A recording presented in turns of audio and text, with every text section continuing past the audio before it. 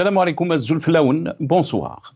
Cette semaine, l'actualité algérienne a été marquée par la réunion consultative entre la Tunisie, l'Algérie et la Libye, qui a réuni le président tunisien Kais Saïd, le président Abdelmadjid Tebboune et le président du conseil présidentiel libyen Mohamed Younes El-Menfi. C'est clôturé lundi à Tunis. M. Abdelmadjid Tebboune avait rassuré que cette démarche n'était dirigée contre aucun autre État et que la porte est ouverte aux pays de la région qui voudraient y adhérer. Nos voisins de l'Ouest ont fait d'autres choix, sans nous consulter, avait-il relevé. S'agit-il de relancer la construction maghrébine sans le Maroc et la Mauritanie? Force est de constater que depuis l'indépendance des pays maghrébins, le rêve ambitieux de l'intégration des 5 pays, en l'occurrence l'Algérie, le Maroc, la Tunisie, la Libye et la Mauritanie, dans un ensemble régional, est plongé dans un coma encéphalique. C'est aussi cette semaine, le chef de l'État, M. Abdelmadjid Tebboune, a présidé au Centre international de conférence à Alger la cérémonie de célébration de la Journée mondiale de la liberté de la presse, qui coïncide avec le 3 mai de chaque année. La cérémonie s'est déroulée en présence de hauts responsables de l'État, dont le chef d'état-major, M. Saïd Chengueria. Le ministre de la Communication, Mohamed Lagab, a tenu à répondre à ceux qui critiquent l'état de la liberté de la presse en Algérie, en rappelant les avancées enregistrées ces dernières années. Il a mis en garde contre les porte-voix connus qui ne cessent d'accuser l'Algérie de restreindre la liberté d'expression. Par ailleurs, dans son rapport 2024 sur la liberté de la presse, l'ONG Reporters sans frontières, RSF, a classé l'Algérie à la 139e place, en recul de 3 places par rapport à l'année dernière. Le classement de RSF est sans surprise pour ceux qui suivent l'actualité de notre pays. Toutes les organisations de défense des droits humains n'ont cessé d'alerter sur les violations des libertés et la fermeture de tous les espaces d'expression. La situation de la liberté de la presse est particulièrement calamiteuse depuis l'arrivée de Abdelmadjid Tebboune au pouvoir en décembre 2019. Dans un discours à l'occasion de la célébration du 1er mai, journée de fête du travail, M. Abdelmadjid Tebboune a dressé un sombre tableau sur les pratiques mafieuses qui avaient cours durant les 20 ans de l'ère de Bouteflika. Le chef de l'État n'a pas manqué de rappeler la situation économique catastrophique du pays à son arrivée au pouvoir en 2019, dernière année du règne de la mafia. Il a déclaré que le Trésor était en déficit et dans l'incapacité de verser les salaires des travailleurs et que les réserves de change étaient arrivées à leur bas niveau, alors que la corruption atteignait en revanche son paroxysme et qui a gangréné tous les secteurs de l'économie.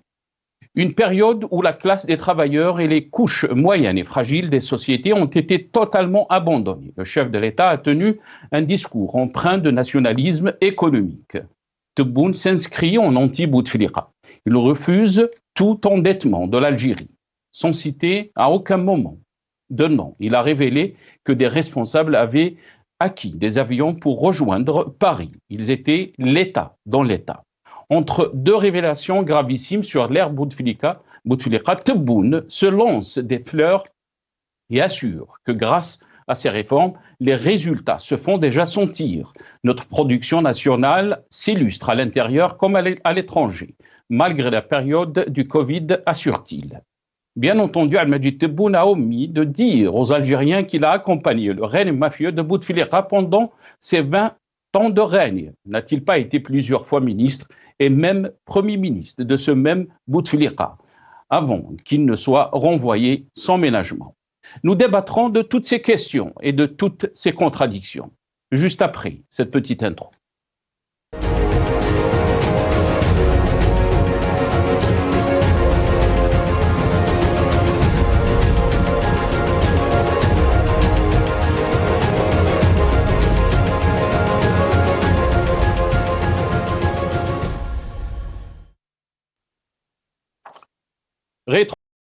Comme chaque samedi, donc on va revenir sur 3 sujets qui ont marqué l'actualité algérienne cette semaine. Le Maghreb, de l'action Succès au Maghreb des slogans, c'était le titre de l'APS cette semaine. Mais aussi, on va revenir sur cette journée de la presse internationale, la journée internationale, de la presse de la liberté de la presse dans le monde. Donc, Algérie, une presse aux abonnés absents, mais aussi, donc, on va finir avec le discours de Tebboune et la situation politique que vit notre pays. J'aurai le plaisir d'être accompagné dans cette émission et de recevoir sur nos plateaux aujourd'hui, dans cette émission, Mohsin Belabès, ancien président du RCD. Il est avec nous depuis Alger, via Skype. Mohsin Belabès, bonsoir. Merci beaucoup d'avoir accepté l'invitation. Merci et bonsoir. Merci. Merci beaucoup, Mohsin Belabès. Barakallahu fik. On a le plaisir aussi d'accueillir professeur Houari Addi, professeur émérite de sociologie à Sciences Po de Lyon. Il est avec nous par téléphone depuis la France. Professeur Houari Addi, bonsoir. Merci beaucoup d'avoir accepté l'invitation. Bonsoir, Sinasser. Barakallahu fik. Al-istidafa. Merci beaucoup, professeur Houari Addi. Merci d'avoir accepté l'invitation. Barakallahu fik. On aura aussi le plaisir d'accueillir Mohamed Khelfaoui, analyste sécuritaire. Il sera aussi par téléphone avec nous depuis Alger. On va commencer avec vous, professeur Houari Addi. Cette réunion de tripartite, si on peut l'appeler ainsi, donc président Al-Majid Tebboune, Kais Saïd et le représentant donc libyen. Cette réunion s'est tenue à Tunis. Donc l'APS titre, et on peut le lire si c'est possible, nos amis de la régie, dans le titre de l'APS, le Maghreb de l'action succède au Maghreb des slogans. C'était le titre de l'APS cette semaine. Professeur Houari Addi, comment peut-on lire cette réunion tripartite? Donc, est-ce que c'est une bonne chose? Est-ce que c'est une relance du projet du Maghreb arabe, de l'Union du Maghreb arabe, ou bien au contraire, ça complique encore plus ce projet de l'Union du Maghreb arabe, puisque le Maroc et la Mauritanie étaient absents? Non, ce serait une bonne chose si le Maroc faisait partie de cette réunion.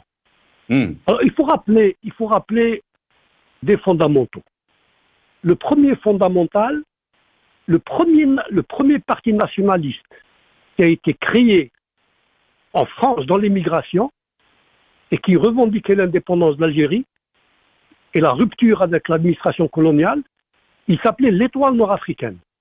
C'est-à-dire que chez les premiers nationalistes algériens, il y avait cette idée de libérer l'Afrique du Nord de la domination française et soit de constituer un seul État-nation indépendant, soit 3 États-nations souverains, mais fédérés dans une fédération. Ensuite, il y a eu 1958, la réunion des 3 partis nationalistes, le FLN, l'Istiqlal et le Destour tunisien, qui avaient fait des déclarations à l'approche de l'indépendance de l'Algérie, puisque le Maroc et la Tunisie étaient déjà indépendants, d'œuvrer d'une manière ou d'une autre pour la construction du Grand Maghreb, qui a des bases objectives, culturelles, historiques. Nous sommes tous des musulmans, sunnites, malikites, etc. Et donc, je veux dire, culturellement, rien ne s'opposerait à la création, sinon d'un État-nation, tout au moins d'établir des relations dans l'intérêt mutuel des 3 pays et dans l'intérêt des 3 peuples. Il y a eu donc, malheureusement, cette histoire du Sahara occidental qui a été une mine qu'a laissé le colonialisme espagnol et sur laquelle Algériens et Marocains sont tombés pour ne pas la résoudre dans l'intérêt du Maghreb. Alors, je n'ai pas la prétention de détenir la solution, mais au moins, il faudrait continuer à discuter avec les Marocains et avec le Polisario pour trouver une solution sans qu'il y ait de rupture économique et politique avec le Maroc. Je vais rappeler juste une chose. Taïwan ne reconnaît pas la Chine et la Chine ne reconnaît pas Taïwan. Eh bien, vous savez qu'entre Taïwan et la Chine, le commerce extérieur s'élève à des dizaines et des dizaines de milliards de dollars. Malgré le différend que nous avons avec le Maroc sur le Sahara occidental, nous devrions y avoir des relations économiques très fortes. Des investissements marocains en Algérie, des investissements algériens au Maroc, tout en continuant à discuter pour régler cette question du Sahara occidental. Il ne faudrait pas que le Sahara occidental divise les Maghrébins. Il faudrait trouver une solution. Les solutions existent. Vous allez me dire, mais quelle solution? Il faudrait débattre publiquement. Vous savez que la question du Sahara occidental, c'est le monopole d'une dizaine de généraux. Il est interdit à la presse algérienne de discuter du Sahara occidental en dehors des discours officiels. C'est quand même extraordinaire. Et au Maroc, c'est la même chose. De toute façon, pour la monarchie, le Sahara occidental est vital. Si la monarchie renonce au Sahara occidental, la monarchie tombe. Donc, il y a toutes ces données à prendre en compte pour sortir par le haut. Vous savez, les États voisins ont toujours eu des contentieux. On prend l'histoire de la France et de l'Allemagne. Mais au bout du compte,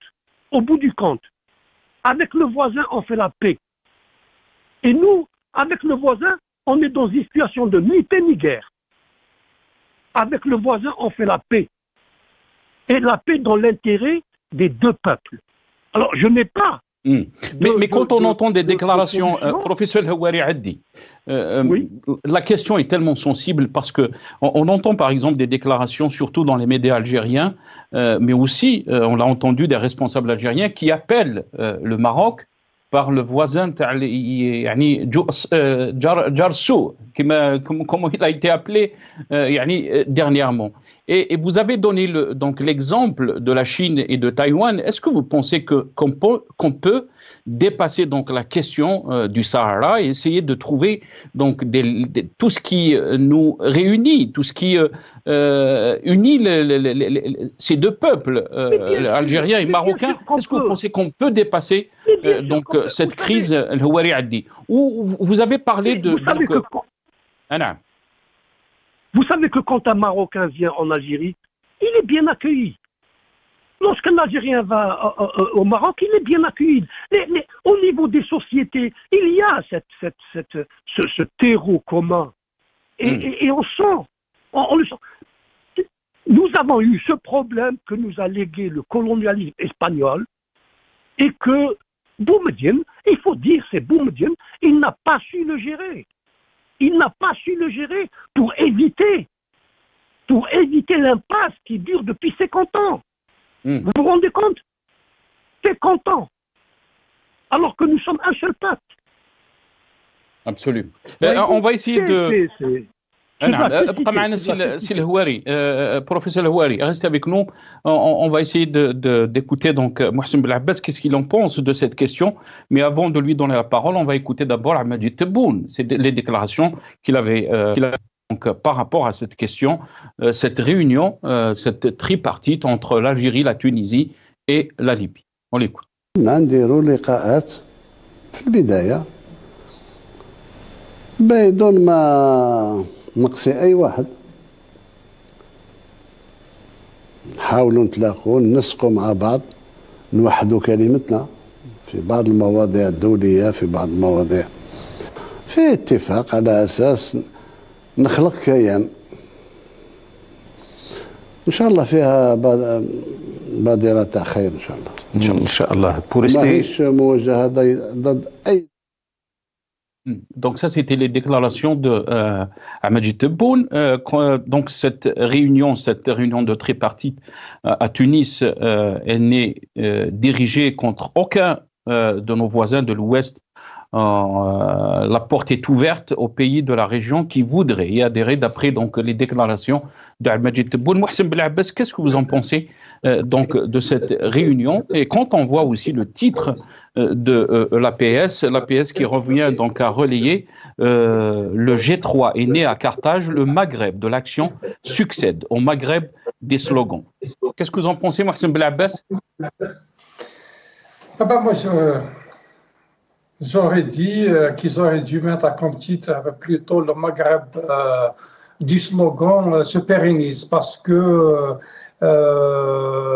nous sommes dans une situation pire que celle que nous avons connue par le passé. Moi, j'ai toujours été partisan d'une réflexion sur une nouvelle entité à mettre en place dans la région, parce qu'on savait depuis longtemps que l'UMA était fini, c'est pas une mort clinique, elle est morte et puis c'est tout. Tout le monde le savait, j'avais même suggéré en 2020-2021 l'idée d'aller vers une structure qui dépasse les frontières de ce qu'on a appelé jusque-là le Maghreb ou bien l'Afrique du Nord, composé essentiellement de Maroc, Algérie, Tunisie, pour intégrer les pays du Sahel, parce que de mon point de vue, l'Algérie a tout intérêt à réfléchir plutôt dans ce sens, parce que les problèmes qui se posent à nous en ce moment, c'est des problèmes qui touchent cette région. Nous sommes nous-mêmes en partie du fait de l'extrême sud algérien, qui lui aussi est considéré comme une partie de la bande sahélienne. Malheureusement, les dirigeants officiels algériens ont cette manie de réfléchir toujours contre quelque chose au lieu de réfléchir et d'agir pour quelque chose.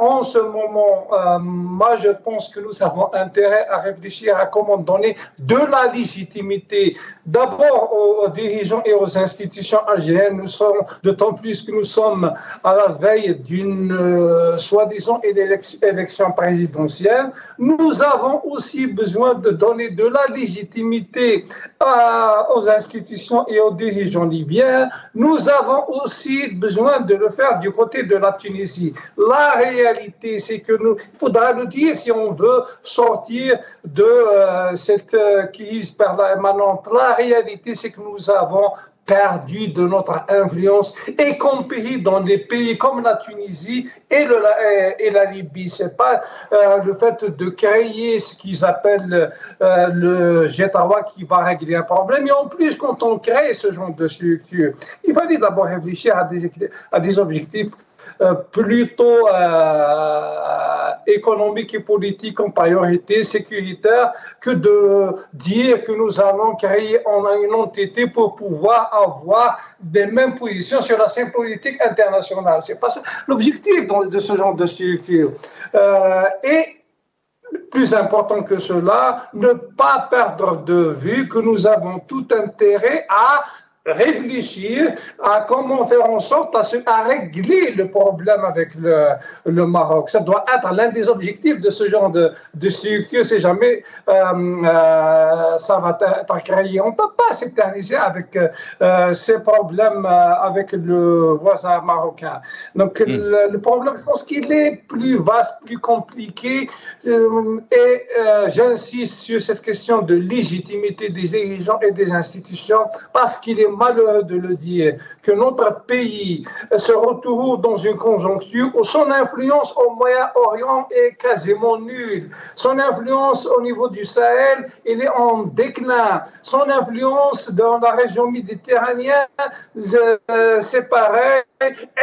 Influence à l'intérieur même des pays qui constituent l'Afrique du Nord et un déclin. Donc il y a beaucoup de travail à faire, et c'est pour cela qu'il faudra, je pense, donner ce dossier qui est très sérieux, en tout cas impliquer dans la réflexion plus de compétences politiques, plus de compétences universitaires, plus de compétences économiques.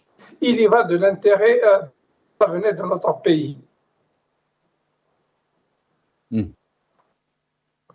Mohsen Belabbès? Oui, oui. Très bien. Vous avez fini votre idée? Oui, oui. Très bien, ok. Parce qu'on me parlait à l'oreillette, donc je ne vous ai pas bien entendu. Restez avec nous, Mohsen Belabbès. On va essayer d'entamer très vite donc, le deuxième sujet, parce que j'aimerais aussi avoir votre votre analyse par rapport à la situation que traverse notre pays. Vous avez parlé qu'on est presque à 3 mois et demi de cette élection présidentielle anticipée. Professeur El Houari Addi, on a célébré hier donc la journée internationale de la liberté de la presse. Avant de vous donner la parole et de revenir vers vous, professeur El Houari Addi, on va juste regarder cette petite intro et je reviens à vous juste après.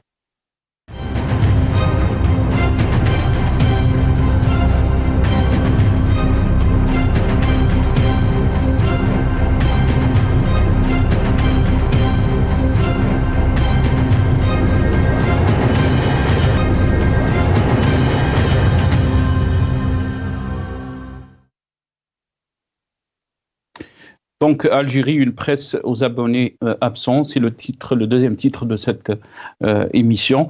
Professeur El Houari Addi, qu'est-ce qu'on peut dire de la liberté de la presse en Algérie? On a vu ces dernières années, surtout après l'avènement donc de l'Algérie nouvelle, des dizaines de journalistes qui ont été emprisonnés.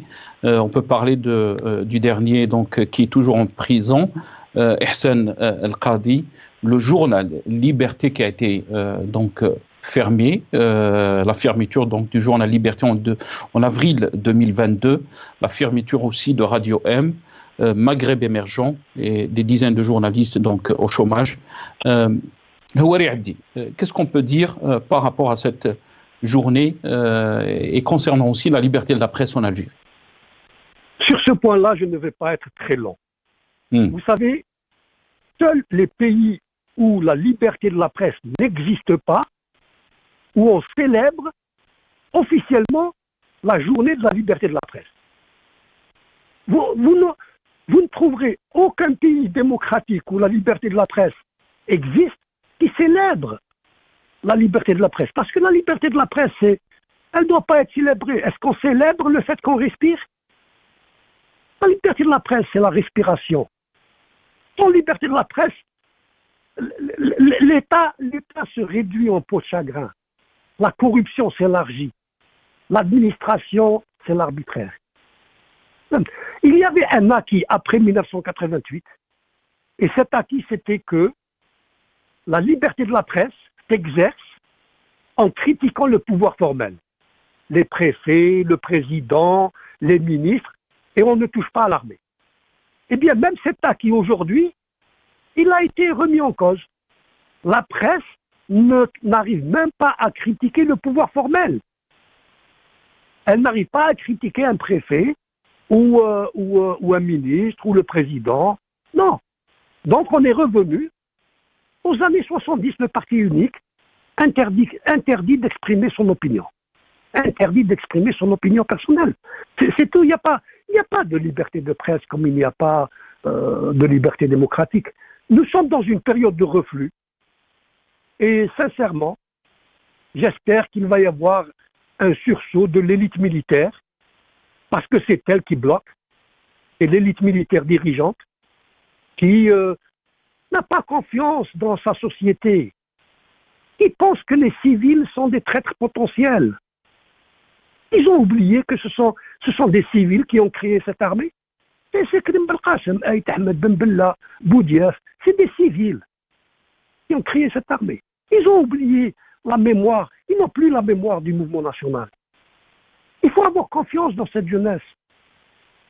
Et la liberté de la presse, quand l'Algérien est libre de s'exprimer librement, est-ce qu'il va attaquer l'Algérie? Est-ce qu'il va attaquer son État? Est-ce qu'il va attaquer son armée? Il va attaquer les dysfonctionnements. Ça veut dire qu'il renforce la crédibilité de l'État. Il renforce la crédibilité de l'administration, qui nous permettent de dire du bien de notre armée. Aujourd'hui, si on dit du bien de notre armée, on est mal vu.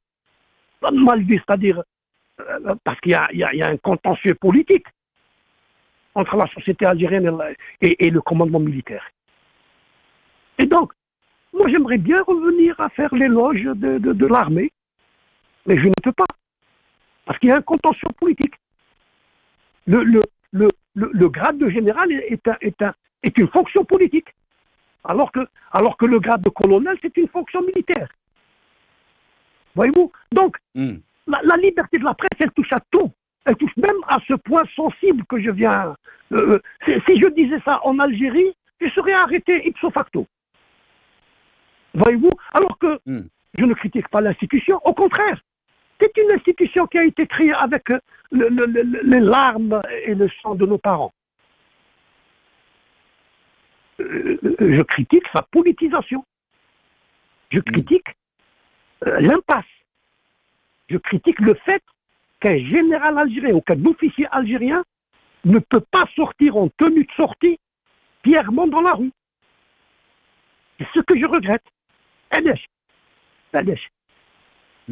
Enfin, c'est du gâchis. L'Algérie, c'est un gâchis. C'est très important ce que vous êtes en train de dire, professeur El Houari Addi. En tous les cas, il y a une déclaration du chef d'état-major Saïd Chingri Haq. On va y revenir juste après donc, ce sujet. Le Saïd Chingri Haq a déclaré donc la puissance militaire demeurera l'option principale pour les États pour défendre leurs terres. Wassim Belabès, sur cette question donc de la liberté de la presse, vous avez entendu professeur El Houari Addi, qu'est-ce que vous en pensez?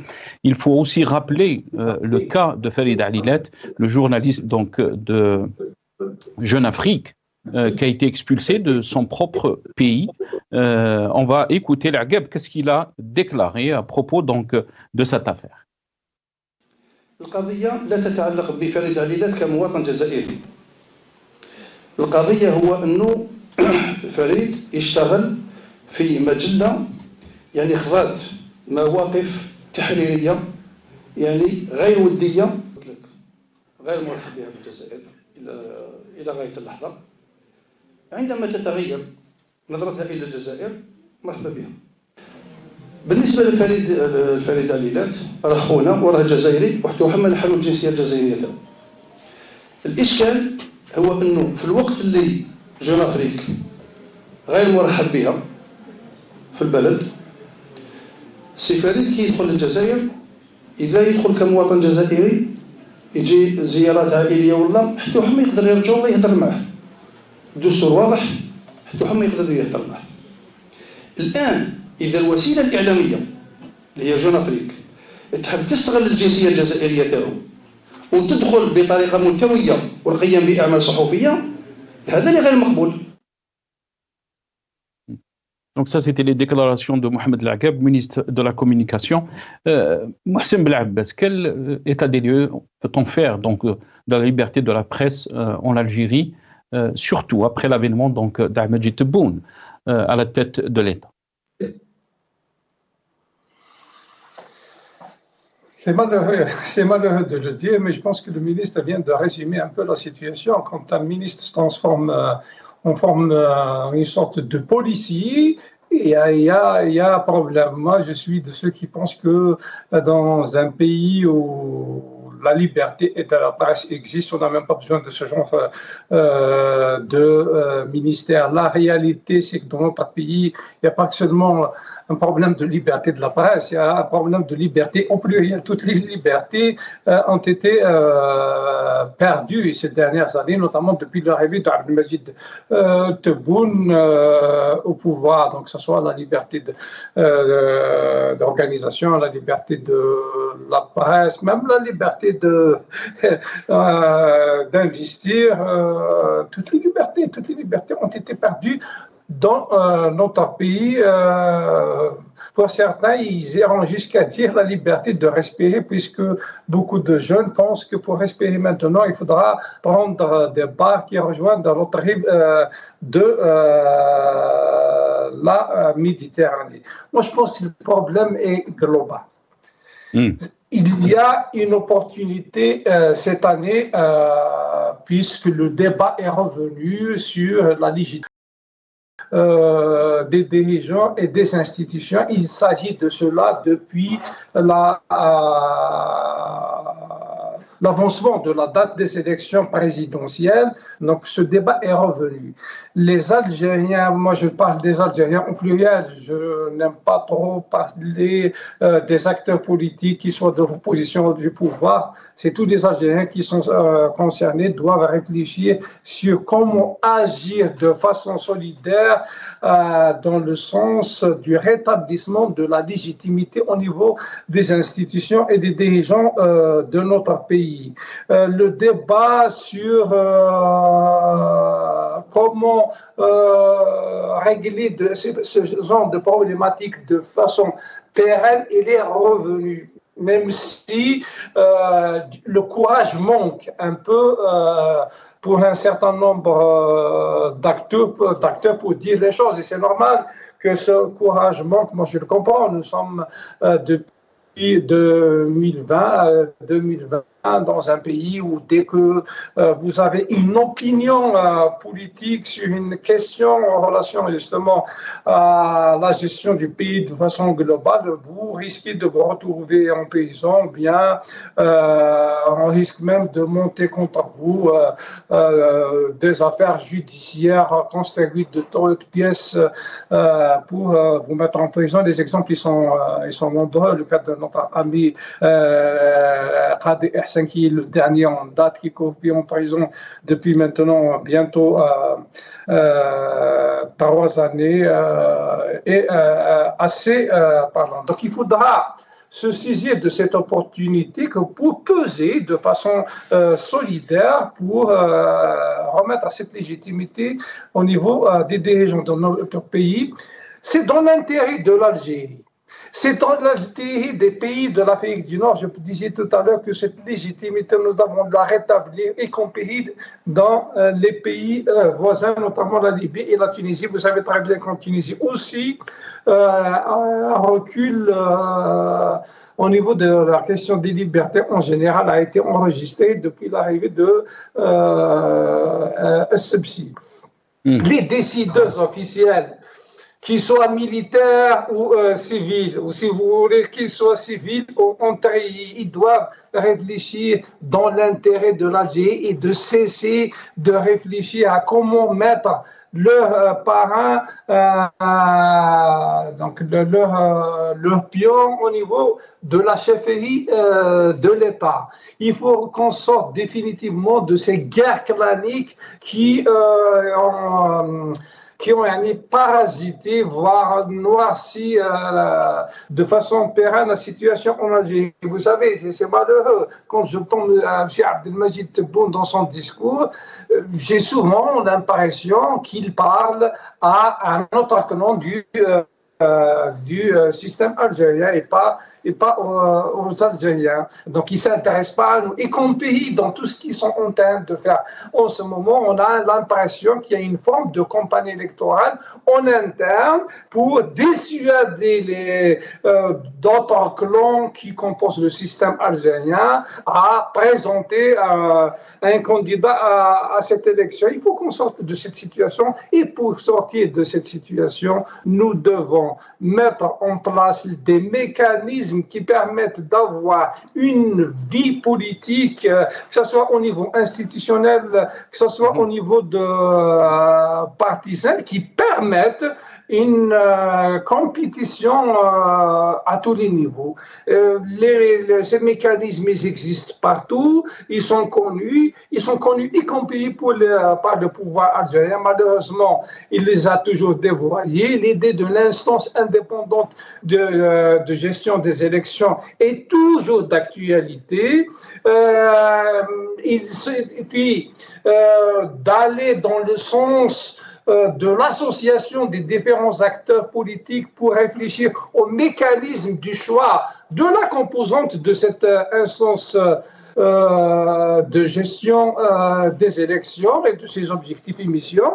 Ce n'est pas comme c'est le cas actuellement, une instance dont la composante et le président est choisi par les dirigeants officiels, voire par les dirigeants antérieurs, pour sortir de cette situation problématique. Parce que nous sommes à la veille de la fin d'un mandat présidentiel. La situation est pire qu'en 2019 à tous les niveaux. Et il faut pas se leurrer. C'est pas parce que nous avons connu une augmentation du prix du gaz et du baril de pétrole depuis le début de la crise ukrainienne qu'on va se satisfaire. On sait très bien que le prix du baril, il connaît toujours des périodes où il y a une augmentation, il y a des périodes où il va y avoir une chute. Donc, le minimum de disponibilité financière qui existe actuellement, il n'est pas dû à un effort des pouvoirs publics pour créer de la richesse ou bien de l'emploi, bien au contraire. Donc, on doit prendre conscience qu'on ne doit pas retomber dans la situation de 2014 jusqu'à 2018, une situation très difficile que nous avions vécue durant le dernier mandat de Abdelaziz Bouteflika, qui a d'ailleurs mené à ce que nous avons connu en 2019. Très bien. Restez avec nous, Mohsen Belabbas, parce qu'on va revenir bien sûr sur la question politique. Vous avez déjà entamé ces questions, mais le rôle de l'opposition, on est presque à 3 mois et demi de cette élection présidentielle anticipée, mais aussi le discours d'Al-Majid Tebboune, donc à l'occasion de la fête du travail. Tebboune règle ses comptes avec la décennie mafieuse. On revient pour en débattre juste après cette petite intro.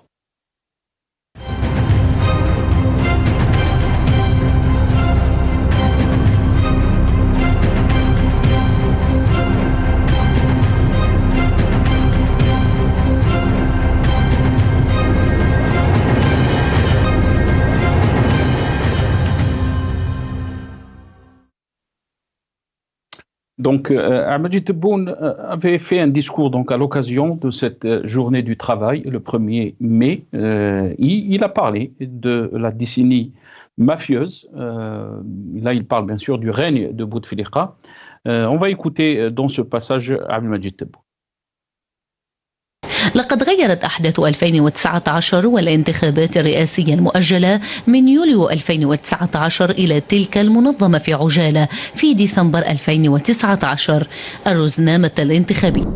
أقسم بالله العلي العظيم أن برنامج فخامة الرئيس ما يتوقف مهما كانت الظروف. وحاشاك وحاشا قدرك وحاشا قدر المستمعين، قال لك تجوع كلبك يتبعك. أولا عندي بدء أريد أن أشكر فخامة الرئيس وأي شكر على الثقة أولا، على التكليف بتسيير الطاقم الحكومي الجديد. أنا ممنون وشاكر، وأعيد فخامة الرئيس أننا سنواصل المشوار الذي بدأه أخي وصديقي وزميلي ورفيق الدرب أنا وعبد الملك بيناتنا 33 سنة. رفيق الدرب سي أحمد على الثقة المجددة فيه من طرف فخامة الرئيس، واعتبر أن ثقة في محلها لأن له كل تجربة وكل حنكة في تسيير أصعب الظروف. السيفيليزاسيون تاع الكراجات هذيك تطوروا الألجيريا يفولوي. درك ما كومش على كوت دي زالجيريان دي زالجيريان. اللي يبغي يحارب الفساد لازم يكون نظيف. اللي يبغي يحارب الفساد. Donc, différents extraits de déclaration de Al-Majid Tebboune, mais dans son discours aussi a parlé de cette décennie mafieuse. Donc, faisant état par rapport à l'ère Bouteflika. Al-Houari Addi, ces déclarations, comment peut-on les lire, surtout qu'on est à 3 mois et demi de cette élection présidentielle anticipée. Pour l'instant, rien n'est clair. Si Al-Majid Tebboune va briguer un deuxième mandat, la situation est très floue pour l'instant. Professeur Al-Houari Addi, quel est votre regard par rapport à la situation et cette déclaration de Al-Majid Tebboune qui parle de la décennie mafieuse? Après la décennie noire, on nous sort donc la décennie mafieuse. Comme il a créé le vide, il essaye de combler le vide par des mensonges. Cette décennie, ce qu'on appelle la décennie mafieuse, le niveau de corruption avait atteint, était très élevé, et c'est le Hirak qui a fait diminuer le niveau de corruption. Le Hirak voulait éteindre les sources de la corruption. Il n'est pas arrivé. Il est arrivé à faire diminuer le niveau de la corruption. Beaucoup de généraux corrompus sont en prison, 2 premiers ministres corrompus sont en prison, d'autres encore. Et donc, comme Tebboune, après 5 ans, il n'a rien fait.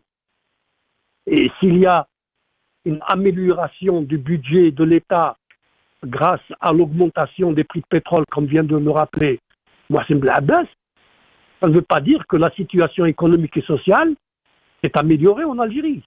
Au contraire, l'inflation est galopante, le bilan de Tebboune est négatif, et comme il n'a rien à donner dans ses discours, eh bien, il prend pour cible le système corrompu auquel lui-même il a appartenu. Lui-même, il a appartenu à ce... Il était responsable de... Ça veut dire que il n'y a même pas la cohérence d'il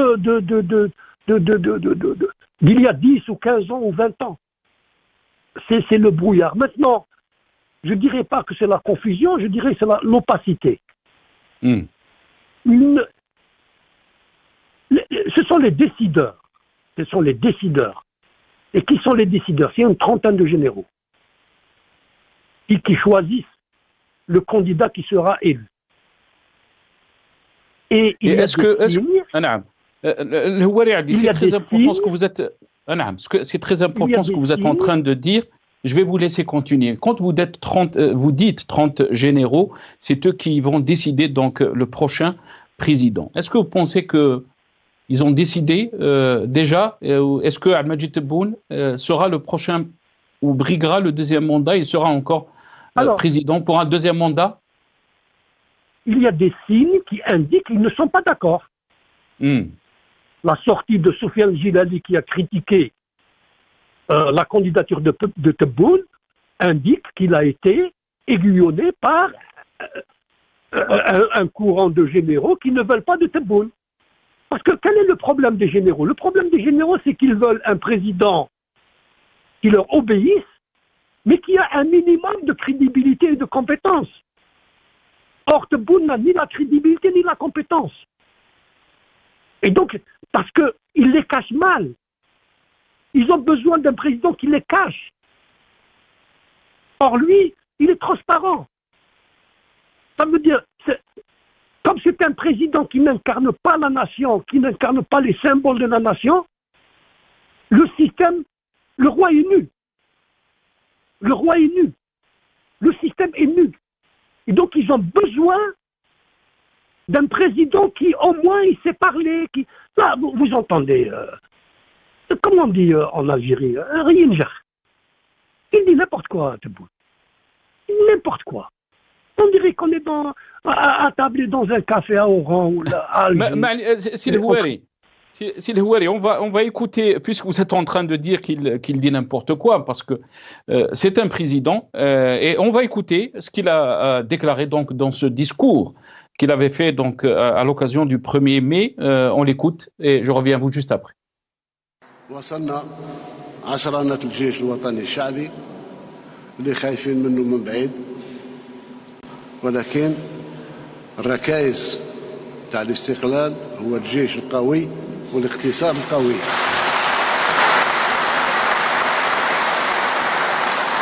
ما عندنا حتى عقدة في هذا المجال، ما عندنا حتى عقدة.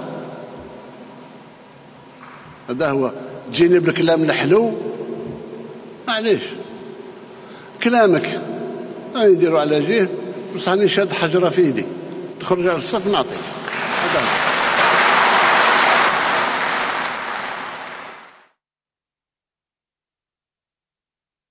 Je vais vous laisser commenter. Donc, on l'a entendu à Majid Tebboune, il y a des déclarations. Même la presse internationale s'est posé la question par rapport donc à ces déclarations. تخرج على الصف يعني حجرة في يدي وتخرج على الصف نعطيك يعني on l'a entendu. Qu'est-ce qu'il voulait dire الهواري عدي؟ هذه كاع ماشي هضره تاع رئيس. والرئيس يهضر كيما هاك. Quand il dit on a besoin d'une armée puissante, bien sûr qu'on a besoin d'une armée puissante puisque au niveau international c'est la jungle. Et si on n'avait pas d'armée, l'Algérie n'existerait plus. Bien sûr qu'on a mieux, mais une armée puissante, elle est d'autant plus puissante que les institutions de l'État sont crédibles, légitimes, et on a une armée puissante quand l'économie est productive et elle est puissante. L'armée, je ne critique pas l'armée, je critique notre système. L'armée, l'armement, elle n'est pas puissante.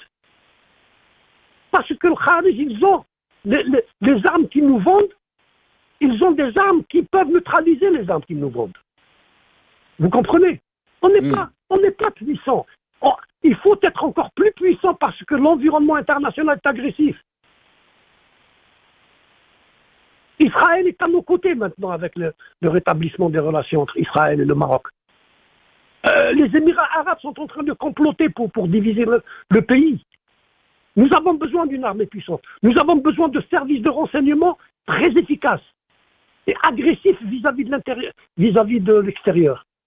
Et là, nous faisons le contraire. Nous avons un service de renseignement qui est très puissant pour surveiller les militants des partis, et les journalistes, etc. Non, on va vers le mur avec eux. Et le commandement militaire ne veut pas d'un président qui a une vision, qui a un projet et qui incarne les aspirations de la nation à être un pays fort. Ils veulent quelqu'un comme Tebboune, comme ils ont voulu quelqu'un comme Zerouel, comme Chebli, comme... Le seul président que le chef d'État, qui a une dimension de chef d'État, c'était Boumediene. Même s'il n'avait pas de culture, son projet ne pouvait pas... Mais il était cohérent. Depuis Boumediene, on a vu que des petits présidents qui ce que vous êtes en train de dire, Houari Addi, que jusqu'à maintenant, l'armée n'est pas d'accord sur le prochain président, alors qu'on est à 3 mois et demi, même pas 4 mois de cette élection présidentielle. Pas l'armée. Il ne faut pas oublier qu'en Algérie, l'armée ne fait pas de politique. Un colonel ne fait pas de politique. Un chef d'unité opérationnelle ne fait pas de politique. Mais il y a une trentaine de généraux qui font de la politique. Et on a une centaine, 150 généraux. Une trentaine de généraux qui font de la politique. Et qui sont dans une situation non constitutionnelle. Qui violent quotidiennement la Constitution. Il y a une trentaine de généraux qui font de la politique et c'est eux qui désignent. Et la moitié de ces généraux, les 30, ce sont des généraux des services de renseignement. C'est pour ça qu'il faudrait espérer, une prise de conscience chez eux. Une prise de conscience. Je ne dis pas qu'il faut les combattre. Il ne faut pas utiliser la violence entre nous. Il ne faut pas qu'il y ait une seule goutte de sang d'Algériens ne soit versée. Il faut juste espérer qu'ils prennent conscience qu'ils sont responsables du gaspillage des potentialités financières et humaines de ce pays.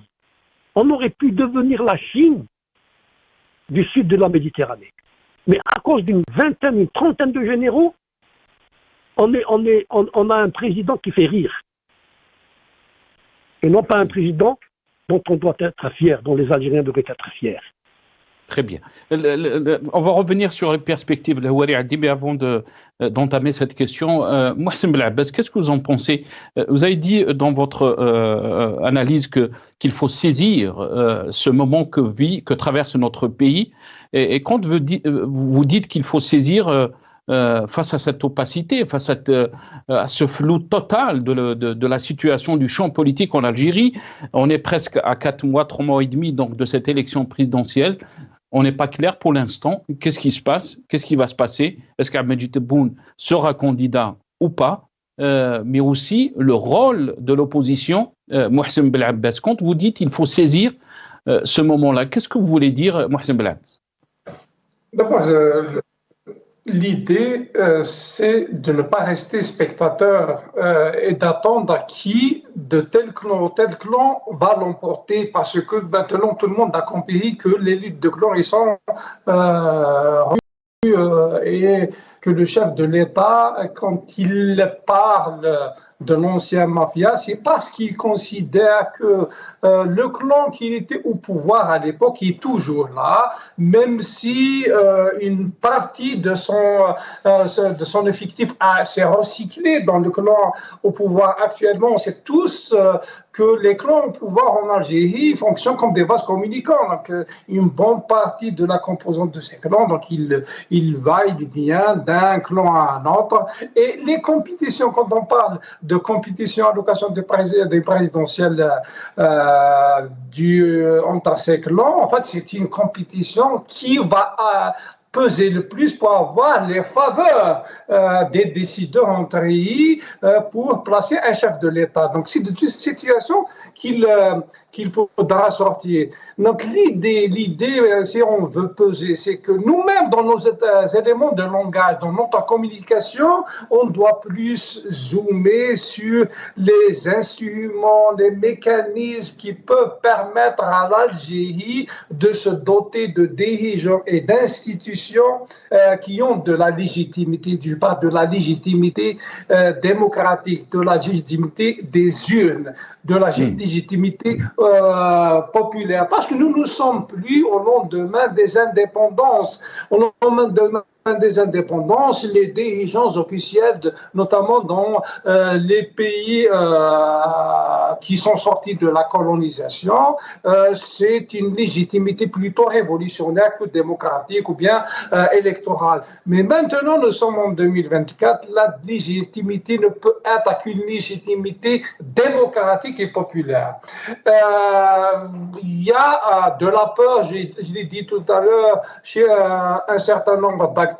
Je la comprends, mais il y a toujours moyen de peser sur les débats dans la société pour revenir à un certain nombre de propositions qui étaient là depuis déjà 2019, parce que notre objectif, elle est noble, c'est de faire en sorte à ce que notre pays devienne ce qu'il aurait dû être depuis son indépendance, une puissance régionale. Il avait raison tout à l'heure. Monsieur a dit, quand il disait quand dans un pays on parle de liberté de la presse ou bien on institue une journée pour la liberté de la presse, c'est parce qu'il y a il n'y a pas de liberté de la presse. C'est pareil quand on dit que nous avons besoin d'une armée forte. Nous n'avons pas besoin d'une armée forte. Nous avons besoin d'un système de défense fort, voire même très fort. Parce qu'en 2024, l'armée à elle seule ne suffit pas pour défendre un pays. En premier, si on veut vraiment réfléchir à comment défendre notre pays, notre force dépendra surtout de notre force économique, mais aussi de notre puissance et influence diplomatique. Malheureusement, en termes d'influence diplomatique, je l'ai dit tout à l'heure, c'est une catastrophe. Nous avons perdu notre influence un peu partout et à tous les niveaux et dans toutes les régions du globe. Il faudra commencer à agir dans le sens pour récupérer cette influence, parce que c'est la première ligne dans la défense d'un pays.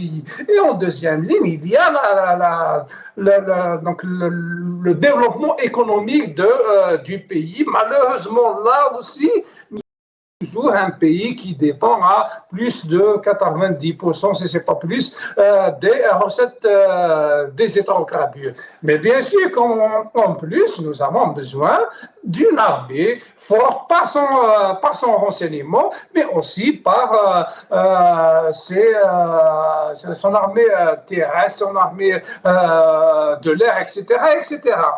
Mais pour avoir tout ça, nous avons besoin de donner de la légitimité aux dirigeants officiels. Nous avons besoin de donner de la légitimité aux institutions. Donc nous avons besoin d'un président qui est légitime. Nous avons besoin d'une Assemblée nationale qui est légitime. Et j'insiste pour dire que la légitimité dont il est question ici, c'est la légitimité démocratique, donc la légitimité qui passe par une élection indépendante, libre et qui soit une réelle expression de la volonté populaire. Régler ce problème, c'est pas quelque chose de compliqué. Vous savez, quand on parlait pendant des mois et des mois d'une transition constituante, c'est pour régler ce genre de problématique, nous devons nous mettre d'accord entre acteurs politiques et sociaux, voire économiques, enfin, tous les acteurs qui veulent agir dans l'intérêt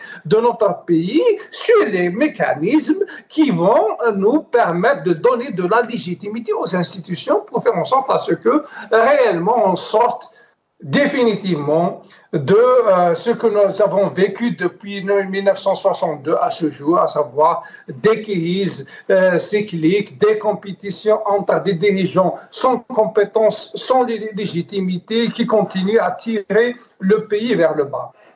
Très bien. Restez avec nous, Mohsen Belabbas. El-Houari Addi, j'aimerais avoir votre aperçu aussi, parce que souvent on parle du constat de la situation, mais aussi souvent il nous rapproche les solutions par rapport à la situation que vit notre pays. Comment vous voyez donc la situation évoluer? On est à quelques mois donc de cette élection. Est-ce que cette élection va changer la donne? Est-ce que cette élection va compliquer encore plus la situation de notre pays? Et là, je parle aussi de la situation politique. Et si on veut arriver à un changement, comment ce changement doit s'opérer? Intervention. Je ne sais pas par laquelle commencer. Alors, comment la situation va évoluer? Moi, je pense que le statu quo va continuer. Le statu quo va continuer. Il est probable que Tebboune sera reconduit parce que les 30 généraux dont je parlais sont beaucoup plus soucieux du maintien du système tel qu'il est que de l'avenir de l'Algérie. Même si ça représente un danger pour l'Algérie et pour le système. Non, pour eux, l'Algérie c'est eux. Il y a un danger pour eux, donc c'est l'Algérie qui est en danger. Donc, ils ne pensent pas. Ils s'identifient à l'Algérie. L'Algérie c'est eux. Voyez-vous, tant qu'ils sont eux au pouvoir, tant qu'ils sont eux souverains, pour eux c'est l'Algérie qui est souveraine. Ils ne pensent pas dans les termes dans lesquels nous pensons. Pourquoi? Parce qu'ils ont fait le vide autour d'eux. Ils n'ont pas de conseillers autonomes, des conseillers universitaires autonomes, qui les conseillent, qui leur donnent des conseils autres que ce qu'ils pensent ou ce qu'ils veulent. Ils n'ont pas de presse qui les critique. Donc ils ne connaissent même pas. Je me demande s'ils connaissent la réalité. Je pense que les généraux trouvent que l'Algérie va bien. Les Algériens vivent très bien. Il n'y a que l'opposition qui exagère. Parce qu'ils ne sont pas informés. Ils ont créé le vide. Quand vous n'avez pas de presse qui vous informe ce qui se passe à Bjeya ou à Intemouchent, vous avez l'impression que tout va bien. Quand vous avez une presse à qui il est interdit de dire, de critiquer la corruption, vous pensez que la corruption n'existe pas. Et donc, ils vivent dans... Je pense que les décideurs vivent dans un monde artificiel. Ils n'ont pas ils n'ont pas un contact avec la réalité. Ils n'ont pas un contact avec la réalité. Vous comprenez? Et c'est pour ça que ça risque de durer. Et si jamais, je ne le souhaite pas, mais si jamais il y a une baisse drastique des prix du pétrole, ce sera l'explosion, ce sera les émeutes. Et alors là, ils vont se rendre compte qu'il y avait un problème. Et dans tout ça, ce que vous avez dit, là, Houari a dit, le rôle de l'opposition réelle. On a entendu Mohsen Belabès, et quand on parle de l'élite, est-ce que vous pensez aussi à une responsabilité de cette élite par rapport à la situation que nous vivons? Mais il y a une élite, mais il lui est interdit de parler. Il y a une élite. C'est déjà un miracle que Mohsen Belabès réponde à votre invitation. C'est déjà un miracle que Karim Tabou parle dans les réseaux sociaux. Voyez-vous? Mais s'il n'y avait pas cette chape de plomb, vous allez avoir des milliers de jeunes, comme on en a vu lors du Hirak, qui sont là et qui ont la passion de la chose publique. Et ils s'exprimeront. Et ils exprimeront l'amour pour leur pays et pour leur État. Mais il leur est interdit. Il leur est interdit d'apparaître. Qu'est-ce que vous voulez? Il y a les convocations de la gendarmerie, il y a des tracasseries professionnelles, il y a le chantage professionnel, les gens ont peur. Les juges. Mais est-ce qu'ils peuvent continuer à gérer le pays de telle sorte, professeur Houari Addi?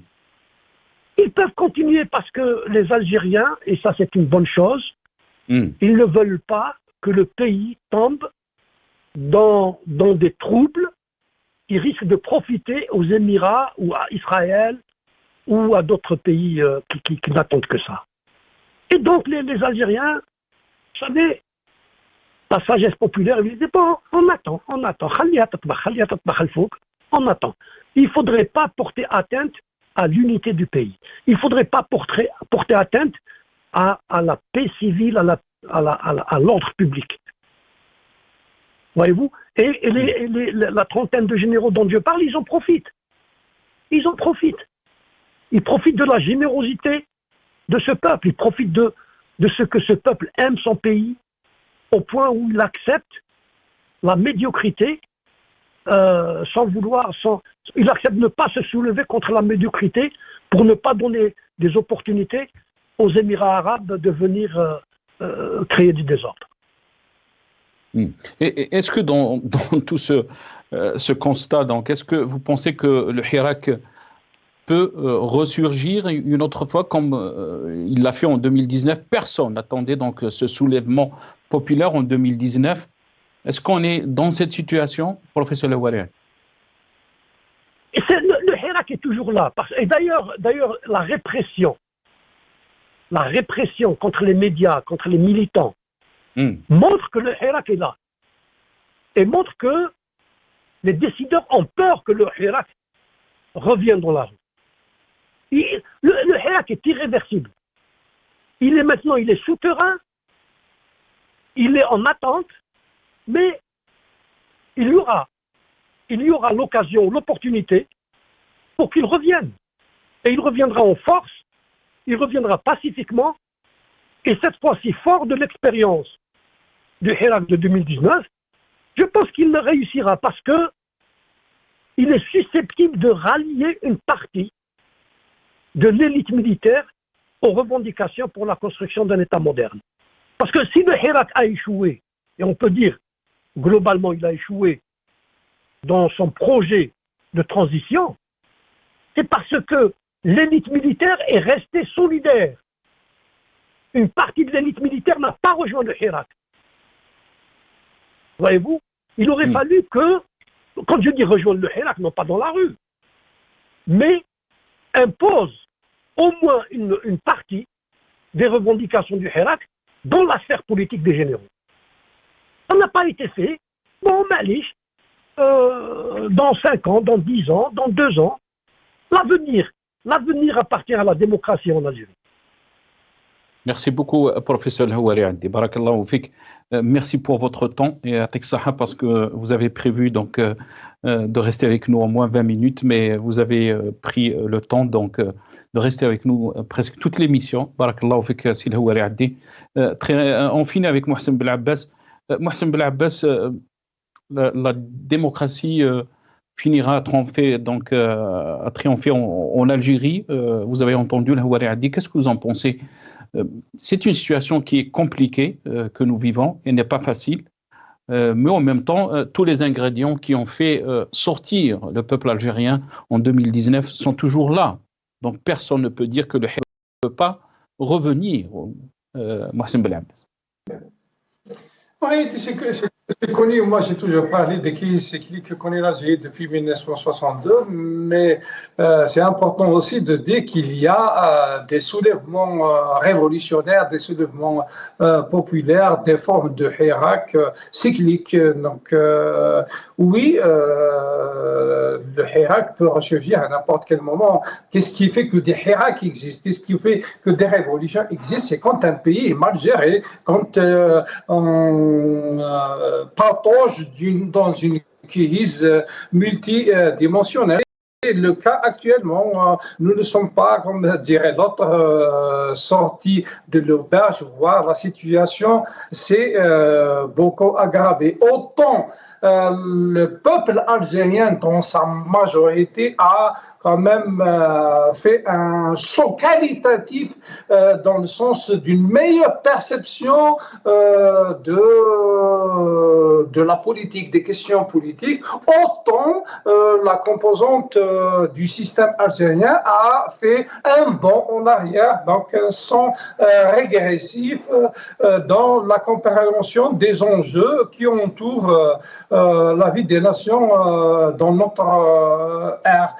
Il faudra que justement ces dirigeants comprennent qu'en partie pour les uns, ils doivent prendre leur retraite parce qu'ils ont dépassé plus que dépassé l'âge. Pour d'autres, ils doivent se recycler, d'aller se former un peu plus pour comprendre les enjeux. En tout cas, il est de l'intérêt de tout le monde et j'insiste de réfléchir à comment donner de la légitimité aux institutions et aux dirigeants avant de réfléchir à comment régler un certain nombre de crises dont les solutions en réalité sont à notre portée. C'est pas très compliqué de régler ces crises quand on est légitime. Très bien, mais vous avez parlé donc de légitimité, Mohsen Belabbas. Le pouvoir pour lui, ces élections donc sont légitimes. Et pour lui donc ce pouvoir, l'existence de ce pouvoir est légitimisée par ces élections. Est-ce que vous pensez que cette élection de septembre sera une élection qui va changer l'Algérie ou peut-être même qui va compliquer la situation de notre pays, puisque pour l'instant, cette élection a été anticipée. On ne comprend pas pourquoi. On nous dit que c'est de l'ordre technique. Mais est-ce que vous pensez que cette élection compliquera la situation de notre pays, puisque vous parlez de la légitimité? Non, moi c'est très clair. Moi je ne crois pas qu'il y a des élections, notamment présidentielles, dans notre pays. Il n'y a jamais eu d'élection présidentielle et il n'y aura pas d'élection présidentielle. Et c'est pour ça que je parle de l'idée de mettre en place un système électoral qui garantisse une compétition électorale libre et indépendante. Tant qu'on n'a pas mis en place ce système électoral, je parle de système dans son ensemble, donc c'est une instance indépendante de gestion des élections et autres, c'est un observatoire des élections, c'est des partis politiques qui ont de la légitimité et de la compétence politique, donc c'est un tout. Qu'il faudra mettre en place avant de parler élection. Vous savez, en 2019, nous avons fait, en tout cas à l'époque, j'étais dirigeant d'un parti politique, nous avons fait une offre politique dans ce sens, et à l'époque, on parlait de transition constituante. Je pense que l'idée, elle est toujours d'actualité. Donc, mettre en place, se mettre d'accord sur les mécanismes qui garantissent un exercice d'abord de la politique, parce que les conditions de l'exercice politique, malheureusement, dans notre pays, n'existent pas. Et c'est pareil pour les conditions de l'exercice du pouvoir. Ils n'existent pas. Nous sommes un des rares pays où on continue à parler du pouvoir au lieu de parler du chef de l'État. Partout dans les pays où il y a de la légitimité, quand on parle des décisions, des choix politiques, on les met sur le dos du chef de l'État. Mais chez nous, parce qu'on sait très bien que pour l'essentiel, ce n'est pas le chef de l'État qui décide parce qu'il n'a pas cette légitimité, on essaie de parler du pouvoir parce que on met tout le monde à l'intérieur et puis c'est plus facile. Dans tous les cas, nous devons sortir de cette situation. Et quel est après vous, Mohsen Belabès, parce que pour l'instant, le pouvoir, il a une feuille de route, et pour lui, donc, ces élections sont importantes. Quelles sont les perspectives? Comment vous voyez les choses se développer en Algérie? Et surtout, vous avez parlé du rôle de cette opposition, vous faites aussi partie des figures du Hirak. Est-ce que vous pensez que cette opposition réelle qui revendique donc les revendications du Hirak peut s'organiser peut-être et peut proposer un projet national? Qu'est-ce que vous en pensez, Mohsen Belabès? J'ai un problème dans la proposition d'un projet national, parce que les propositions, elles ont toujours existé, ils vont continuer à exister. C'est pas facile de faire une offre politique et de mettre dedans du contenu politique, des solutions aux problèmes qui se posent dans le pays. C'est pas ça le plus difficile. La difficulté, c'est d'amener les dirigeants officiels à comprendre que l'intérêt de l'Algérie en 2024, c'est d'asseoir l'état de droit démocratique moderne. Et pour asseoir cet état de droit démocratique et moderne, il faudra donner de la légitimité aux institutions et aux dirigeants. Et pour ce faire, nous devons aller vers un dialogue pluriel, une forme, ce que nous avons toujours appelé une transition constituante, pour mettre à plat les différends qui existent entre les différents acteurs, pour se mettre d'accord une bonne fois pour toutes sur les instruments qui vont pérenniser l'accès au pouvoir d'abord dans notre pays, mais aussi les instruments qui vont garantir l'exercice du pouvoir et l'exercice politique dans notre pays. Nous n'allons pas continuer, ce n'est pas vrai. Depuis 1962, nous continuons à parler de légitimité, d'élections libres et indépendantes, de fraudes électorales, de l'utilisation de l'argent dans les campagnes électorales, de l'absence de la liberté de la presse, de l'absence de débat, de l'absence d'ouverture, de l'interdiction faite aux citoyens de s'organiser en parti politique ou bien en association, etc., etc. Il faudra en sortir. Si on veut vraiment projeter notre pays vers l'avenir, si on veut vraiment redonner de l'influence à notre pays, parce que redonner de l'influence à notre pays commence en fait, avant de réfléchir à comment aller à ce qu'ils ont appelé le G3, il faut construire un véritable G1. Malheureusement, le G1 n'existe pas. L'Algérie, pour l'instant, nous ne l'avons pas. Mais ce n'est pas quelque chose de difficile. Je le dis, je le répète, nous devons donner de la légitimité aux institutions et aux dirigeants. Je n'ai aucun problème personnel avec les dirigeants, que ce soit du temps de Abdelaziz Bouteflika, que ce soit maintenant du temps d'Abdelmajid Tebboune. Je n'avais aucun problème problème personnel ni avec Gaïd Salah, ni maintenant avec Chenguiha. Mais je suis convaincu que nous devons faire en sorte à ce que les dirigeants soient l'émanation d'une élection libre et indépendante et non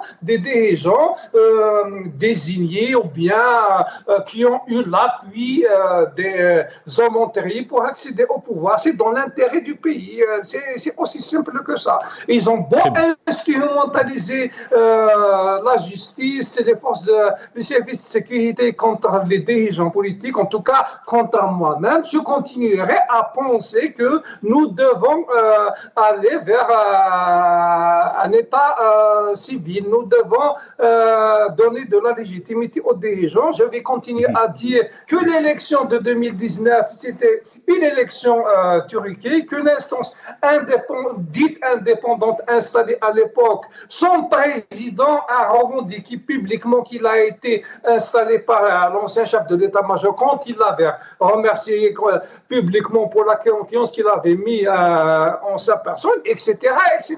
Donc, c'est pas aujourd'hui que je vais changer ce genre de conviction, parce que ce genre de conviction, pour moi, c'est ce qu'il faut pour faire sortir le pays de sa crise.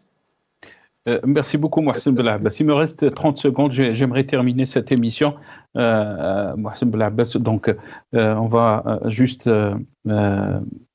présenter nos condoléances à Karim Tabou, Monsieur Karim Tabou qui a perdu son frère. Et là, vous pouvez voir le poste de Monsieur Karim Tabou. C'est avec une profonde tristesse que je vous annonce le décès de mon frère, Farhat Tabou, survenu à l'âge de 58 ans.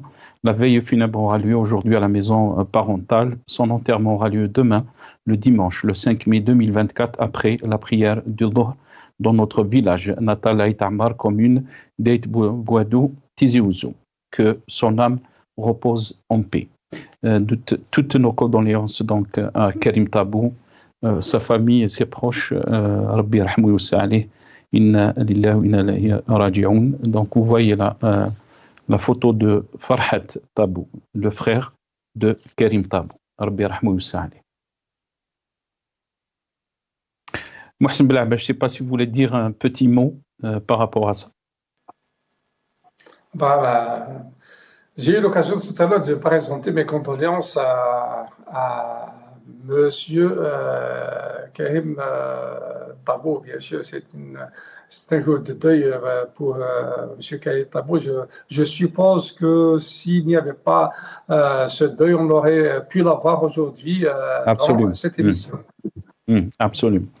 Je vous remercie beaucoup d'avoir accepté à participer à l'émission d'aujourd'hui. Je rappelle, Mohsen Belabbas, ancien président du RCD, vous étiez avec nous donc par Skype depuis Alger. Merci, Mohsen Belabbas. Merci aussi professeur Hawali Addi, professeur émérite de sociologie à Sciences Po de Lyon. Il était aussi avec nous dans cette émission.